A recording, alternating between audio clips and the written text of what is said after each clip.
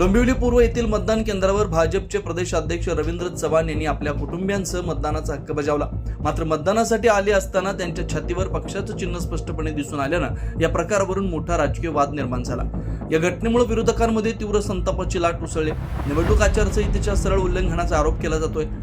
मतदानाच्या दिवशी मतदान केंद्राच्या परिसरात कोणतेही पक्षीय चिन्ह, प्रचार अथवा राजकीय ओळख दाखवण्यास सक्त मनाई असताना एका जबाबदार आणि राज्यस्तरीय पदावर असलेले नेते जर नियम पायदळी तुडवत असतील तर हा प्रकार केवळ आचारसंहितेचा भंग नसून लोकशाहीसाठी अत्यंत घातक असल्याचं चित्र आहे. यामुळे आता एक गंभीर प्रश्न उपस्थित होतोय. हे सर्व सुरू असताना निवडणूक आयोग नेमकं काय करत आहे? नियम सर्वसामान्य मतदारांसाठीच आहेत का की सत्ताधाऱ्यांसाठी वेगळे निकष आहेत? जर प्रदेशाध्यक्ष खुलेआम पक्षाचं चिन्ह लावून मतदान करत असतील आणि त्यावर कोणतीही तात्काळ कारवाई होत नसेल तर लोकशाही व्यवस्थेवरच प्रश्नचिन्ह निर्माण होतं.